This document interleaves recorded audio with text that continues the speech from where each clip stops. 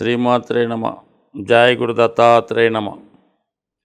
ఈ వీడియోలో మనం మిథున రాశి వారికి అదృష్టాన్ని కలిగించే యోగ దశలు ఏంటి, అవయోగాన్ని కలిగించే దురదృష్ట దశలు ఏమిటి అన్న విషయాన్ని మనం ఈ వీడియోలో పరిశీలించే ప్రయత్నం చేద్దాం. మరి మిథున రాశికి రాశ్యాధిపతి బుధుడు. బుధగ్రహానికి మిత్రగ్రహాలైనటువంటి శుక్ర, శని, రాహువు, అలాగే శత్రుగ్రహాలు అనేటువంటివి గురు, కుజ, రవి, చంద్ర, కేతు. అంటే ఇది ఒక వర్గంగా నిర్ణయించారు, అది ఒక వర్గంగా నిర్ణయించారు. అయితే మరి ఈ రాహుదశ అంటే ముఖ్యంగా ఈ మిథున రాశి వారికి చాలా ఇంపార్టెంట్ అయినటువంటి దశ రాహుదశ. మిగతా దశలన్నీ కూడా ఒక ఎత్తుగా ఉంటాయి, ఈ రాహుదశ ఒక ఎత్తు మాట. అంటే రాహువు ఛాయాగ్రహం అవటం వల్ల ఏ రాశితో ఉంటే ఆ ఫలితాలు, ఏ గ్రహంతో కలిసి ఉంటే ఆ ఫలితాలు, ఏ స్థానంలో ఉంటే ఆ ఫలితాలు ఇవ్వడం జరుగుతూ ఉంటుంది. ముఖ్యంగా మిథున రాశి వారికి ప్రారంభమయ్యే దశలు మనం పరిశీలిస్తే అందులో మృగశిర, ఆరుద్ర, పునరుసు దశాశిష్టాన్ని పరిశీలించినప్పుడు ప్రథమ దశ ఏదైతే జాతకుడు జన్మ నక్షత్రం అవుతుందో అది బాల్య దశ అంటారు. ఇప్పుడు ఈ మిథున రాశిలో 3 నక్షత్రాల్లో దేనిలో అయినా జన్మించవచ్చు, కానీ ఆ పుట్టినటువంటి నక్షత్రాన్ని బట్టి వాళ్ళ దశ ప్రారంభం అవుతుంది. అంటే మృగశిర నక్షత్రంలో జన్మించాడు అనుకుందాం, ఆ మృగశిర నక్షత్రానికి 3.5 సంవత్సరాలు మాత్రమే ఉంటుంది. ఎందుకంటే 3-4 పాదాలు ఉంటాయి కాబట్టి 3.5 సంవత్సరాలు మ్యాక్సిమం, మినిమం అన్నది ఒక రోజు కూడా కావచ్చు. ఏదైనా ఈ బాల్య దశ అన్నది జాతకుడికి ఎక్కువగా తల్లిదండ్రుల మీద, జాతకుడు వ్యక్తిగత ఆరోగ్యం మీద ఆధారపడి ఉంటుంది. దాని తర్వాత ప్రారంభమయ్యే దశే ముఖ్యంగా విద్యా దశ, రెండవ దశ మాట. ఇది ఇంచుమించుగా రాహుదశ కాబట్టి 18 సంవత్సరాలు ఉంటుంది. అందుకని ఎక్స్పెషల్లీ ఈ మిథున రాశిలో మృగశిర నక్షత్రంలో జాతకంలో జన్మించిన వాళ్ళకి రాహు మహాదశ మ్యాక్సిమం విద్యా సమయం అంతా నడుస్తుంది. సుమారుగా ఇది యావరేజ్గా 2 సంవత్సరాలు కుజుడు అనుకుందాం. 18-20 సంవత్సరం వచ్చేదాకా కూడా రాహు నడుస్తూ ఉంటుంది. ఈ రాహు అనేక రకాల చాలా మల్టీ టాలెంటెడ్ ప్లానెట్ అన్నమాట. ఇది ఒక రాక్షస గణం లాంటిది ఈ రాహుకేతులు. అంటే ఈ కొద్దిగా ఈ పౌరాణిక చరిత్ర తెలుసున్న వాళ్ళకి రాహు యొక్క స్థితి, రాహు యొక్క ఈ ఏ విధంగా రాహు ఈ గ్రహాల్లోకి రావడం జరిగింది, రాహు యొక్క ఆలోచన అంటే మోస్ట్ టెక్నాలజికల్ ప్లానెట్ అన్నమాట. ఏదో విధంగా అనుకున్నది సాధించే ప్రయత్నం చేస్తూ ఉంటాడు. ఆ చేసే ప్రయత్నంలో అది చట్టానికి కానీ న్యాయానికి కానీ లోబడి కాకుండా తన మార్గంలో తను దాన్ని అందుకునే ప్రయత్నం చేస్తూ ఉంటాడు. సాధారణంగా సంఘం యొక్క కట్టుబాట్లు, వాటి ఆలోచనలు ఇవన్నీ కూడా పక్కన పెట్టి తనకి అనుకున్న సాధించే ప్రయత్నం చేస్తూ ఉంటాడు. కొద్దిగా ఏంటంటే ఈ టైంలో మరి ఇతరుల ప్రభావం వల్ల అయితేనే, లేటెస్ట్ టెక్నాలజీ ప్రభావం అయితేనే ఇవన్నీ కూడా జాతకుడికి అవగాహన ఉంటాయి. అన్ని విషయాలు కూడా క్లారిఫికేషను అంత తెలివితేటలు ఉంటాయి. బట్ కానీ మరి అప్పుడు ఉన్నటువంటి ఇతరుల ప్రభావం వల్ల జాతకుడు మరి అనేక మార్గాల ద్వారా జాతకుడు అంటే కొన్ని సందర్భాల్లో విద్య ఎగ్గొట్టి వేరే కార్యక్రమాలు చేపట్టవచ్చు. కొంతమంది ఉత్తున్నతమైన చదువు చదవచ్చు, మంచి ఇంగ్లీష్ మీడియంలోను, వైద్య వృత్తి, బాగా టెక్నికల్ జాబ్లో కూడా రావచ్చు. కానీ అది అప్పుడు ఉన్నటువంటి పరిస్థితులను బట్టి, పెద్దల యొక్క జాతకుడి మీద తీసుకున్నటువంటి శ్రద్ధ బట్టి, కానీ నిరంతరం ఈ రాహుదశ ఎవరికైతే జరుగుతుందో వాళ్ళకి పర్యవేక్షణ ఉండడం అవసరం. ఏ క్షణం కూడా ఖాళీ లేకుండా బిజీ షెడ్యూల్ పెట్టడం, జాతకుడు ఏం చేస్తున్నా, ఎక్కడ ఉన్నా, ఏ పరిస్థితిలో ఉన్నా కూడా ఒక అబ్జర్వేషన్ చేస్తూ ఉండాలి. ఈ విధంగా చేసుకున్నప్పుడు జాతకుడు చాలా క్రమశిక్షణతో వెళ్ళే అవకాశం ఉంది. మరి తల్లిదండ్రులు జాతకుడి మీద ఏమాత్రం అశ్రద్ధ పెట్టినా, సరైనటువంటి శ్రద్ధ పెట్టలేకపోయినా, అతను సరైన సౌకర్యాలను కల్పించకపోయినా జాతకుడు వేరే మార్గాల ద్వారా ఇబ్బంది పడే అవకాశం ఉంది. కాబట్టి మ్యాక్సిమం ఈ మిథున రాశిలో జన్మించిన వాళ్ళకి రాహు దశ వెరీ ఇంపార్టెంట్ కాబట్టి ఈ దశ దాటిపోయింది అనుకోండి, దాని తర్వాత వచ్చే గురు మహాదశ ఇంచుమించుగా 16 సంవత్సరాలు అప్పటిదాకా, అంటే జస్ట్ 20-21 సంవత్సరాలతో వెళ్ళిపోతుంది.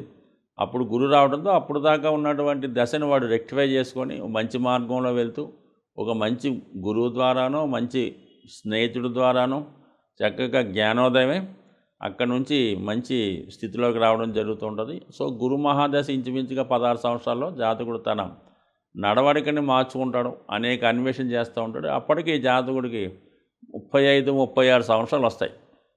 సో అందుకనే ఈ మిథున రాశిలో జన్మించిన వారు 35-36 సంవత్సరాలు వచ్చే వరకు కూడా ఇంచుమించుగా వాయుతత్వం ఏదైనా ఎంత స్థితిలో ఉన్నా కూడా అన్సెటిల్మెంట్గా అనిపిస్తూ ఉంటుంది. మనం ఇంకా ఇప్పటిదాకా ఏమి సెటిల్ అవ్వలేకపోయాం అనిపిస్తూ ఉంటుంది.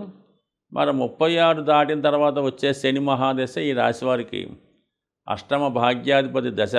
మరి అదే శని భగవానుడు మరి ఉచ్చులో ఉన్న, స్వక్షేత్రంలో ఉన్న, మిత్రక్షేత్రంలో ఉన్నా కూడా మంచి జాతకుడి యొక్క స్థితి అటు ఉద్యోగపరంగా కానీ, వివాహ జీవిత పరంగా కానీ, క్యారెక్టర్ పరంగా కానీ, ఆరోగ్యపరంగా కానీ మరి జాతకంలో శని యొక్క బలాన్ని బట్టి మాత్రమే ఆధారపడి ఉంటుంది. శని ఎంత బలంగా ఉంటే జాతకుడు అంత ఉన్నత స్థాయికి వెళ్తూ ఉంటాడు.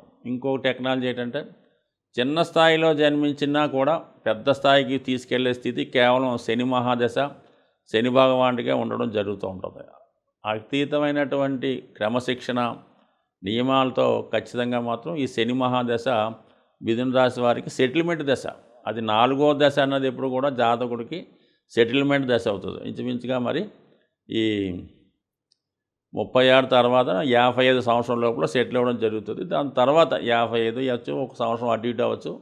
దాని తర్వాత వచ్చే బుధ మహాదశ అది కూడా జాతకుడికి బ్రహ్మాండంగా యోగిస్తుంది. అంటే బాగా సెటిల్ అయ్యి సంపాదించిన ధనాన్ని రకరకాలుగా ఇన్వెస్ట్ చేస్తూ జాగ్రత్త పెట్టుకుంటూ ప్రతి రూపాయికి లెక్కపడుతూ ఇంచుమించుగా 17 సంవత్సరాలు 72 సంవత్సరాలు బుధ మహాదశ అయిపోతుంది. దాని తర్వాత కేతు, అప్పుడు తర్వాత ఒక ఆధ్యాత్మిక చింతన, ఈ విధంగా జాతకుడు నడుస్తూ ఉంటాడు. అంటే ఏదన్నా ప్రతి ఒక్కరికి కూడా ఇలాగే జరగాలని రూల్ ఏం లేదు.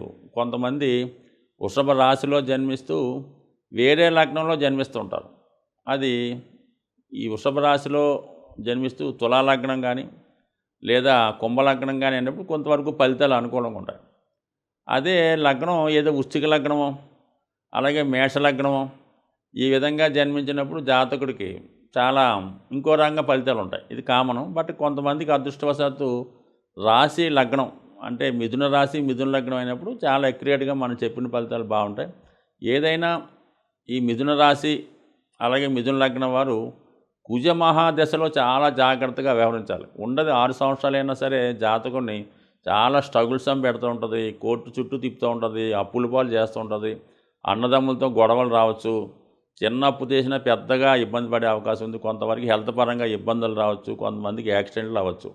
ఎప్పుడన్నా సరే ఈ వీళ్ళ జాతకంలో జాగ్రత్త పడవలసింది కుజ మహాదశలో కానీ కుజుని యొక్క అంతర్దశల్లో కూడా జాగ్రత్తగా ఉండాలి. అలాగే దాని తర్వాత బాగా జాగ్రత్తగా ఉండవలసింది కేతు మహాదశ అలాగే రవి మహాదశ. ఈ దశలో జాగ్రత్త కొద్దిగా ఇబ్బంది పెడితే బాగా కుజుడు ఇబ్బంది పెడతాడు. బాగా లాభించే దశ శుక్ర మహాదశ. అయితే ఎక్కువ శాతం మందికి చాలా లేటుగా వస్తూ ఉంటుంది ఈ మిథున రాశిలో జన్మించిన వారికి. అదే మిథున లగ్నంలో జన్మించి మరి మఖలో కానీ పొబ్బలో కానీ అశ్విని మూల నక్షత్రంలో జన్మించిన వారికి బాల్యంలో శుక్రదశ వస్తుంది. శుక్రుడి దశ చాలా యోగిచ్చే దశ. బట్ కానీ దాంట్లో ఎక్కువ ఎంటర్టైన్మెంటు, ఎంజాయ్మెంటు, ఎఫైర్స్ ఉండటం వల్ల కొంతమంది జీవితాన్ని ఒక విధంగా అనుభవిస్తూ ఉంటారు, ఇంకో రకంగా ఇబ్బంది పడుతూ ఉంటారు. బట్ ఏదైనా జాగ్రత్త తీసుకోవాల్సింది కుజ మహాదశ. కానీ మిథున రాశి వారు నిరంతరం విష్ణుమూర్తి ఆరాధన, విష్ణు సహస్రనామ పారాయణ చదవడం వల్ల విష్ణు భగవాన్ని భాగవతం గురించి ఎంత బాగా తెలుసుకుంటే జాతకుడు తన జీవితాన్ని తానే మంచి మార్గంలో పెట్టుకుంటూ తను బాగుపడుతూ ఇతరులను కూడా మంచి మార్గంలో పెట్టే అవకాశం ఉంటుంది. జాతకాలను నమ్ముతూ గోచారాన్ని ఫాలో అవుతున్న వాళ్ళకి ఈ జూలై నెల ప్రారంభం నుంచే శనిగ్రహం వక్రించడం జరుగుతూ ఉంటుంది. మేజర్ గ్రహాలైనటువంటి శని, గురువు ఎక్కువగా సంవత్సరానికి వక్రించడం జరుగుతూ ఉంటుంది. అది ఒక 4 నెలల నుంచి 5 నెలలు అటు ఇటుగా జరుగుతూ ఉంటుంది. అయితే శని ప్రస్తుతం వక్ర గమనంలోకి మారడం జరిగింది 30వ తారీఖు జూన్ నుంచి. అయితే సాధారణంగా అనుకుంటుంటారు శని ప్రభావం కొన్ని రాసులకే ఉంటుంది, కొన్ని రాసులకి ఉండదు అని అనుకోవడానికి ఏమీ లేదు. అంటే 3, 6, 11లో ఉన్నప్పుడు కొంతమందికి అన్నీ బాగుంటాయి, కానీ అన్ని రాసుల మీద శనిగ్రహ ప్రభావం ఖచ్చితంగా రావడం జరుగుతూ ఉంటుంది. సో ఆ కారణం వల్ల ఏంటంటే ప్రతి ఒక్కరు కూడా శని యొక్క అనుగ్రహానికి కావలసి ఉంటుంది. అప్పుడు ఏమవుతుందంటే మీకు ఆటోమేటిక్గా శని ఎప్పుడైతే మీకు ఫేవర్గా మారాడో అది కర్మ సంబంధించింది కాబట్టి ఉద్యోగ సంబంధించిన విషయాలు, ఆరోగ్యానికి సంబంధించిన ఏ సమస్త విషయాల్లో కూడా శని కారకత్వం వహిస్తుంటాడు. కాబట్టి ప్రతి ఒక్కరూ కూడా అంటే శని గతంలో కన్నా వక్రించున్నప్పుడు ఎక్కువ బలవంతుడై ఉంటాడు. అది మంచి కానీ చెడు కానీ చాలా విపరీతంగా ఇవ్వడం జరుగుతూ ఉంటుంది. సో దెబ్బ కొడితే కోలుకోలేని దెబ్బ కొడుతుంటాడు.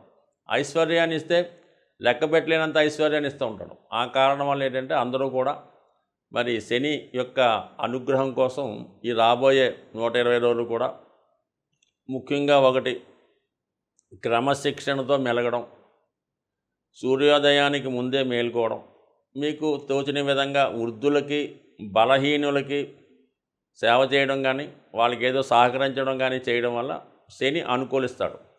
అంటే ఈ విధంగా శని అనుకూలించడం వల్ల ఏ రాశి ఏ లగ్నం సంబంధం లేకుండా శని అనుగ్రహానికి పాత్రలైతే ఇప్పుడు గతంలో ఇచ్చిన దానికన్నా ఎక్కువ ఫలితాన్ని శని భగవానుడు ఇస్తాడు. కాబట్టి సాధ్యమైనంత వరకు మరి ఇప్పుడు రాబోయే కూడా మరి ఆషాఢ మాసం అవనివ్వండి, భాద్రపద మాసం, ఇవన్నీ కూడా మంచి రోజులు. కాబట్టి ఒక భక్తి మార్గంలో మంచి మార్గంలో వెళ్ళడం వల్ల మీలో ఉన్నటువంటి దుష్కర్మల్ని చెడుల్ని శని దాన్ని నిర్మూలించే కార్యక్రమంలో ఉంటాడు. వక్రించి ఉన్నాడు కదా, ప్రతి ఒక్కరిని కూడా చాలా వాళ్ళు బూజు దులిపి శుభ్రం చేసే ప్రయత్నం చేస్తూ ఉంటాడు. మరి దానికి మీరు సిద్ధంగా ఉంటే ఏ రాశి వారైనా తొందరలోనే సంస్కరించబడి మంచి మార్గంలో నడుస్తూ తొందరలోనే లైఫ్లో సెటిల్ అయ్యే ప్రయత్నం జరుగుతుంటుంది. కాబట్టి ప్రతి ఒక్కరు కూడా మరి నిజాయితీగా వ్యవహరిస్తూ మరి అందరికీ కూడా మంచిగా ఉంటూ సహాయం చేస్తే 100% ప్రతి ఒక్కరి జీవితాలు కూడా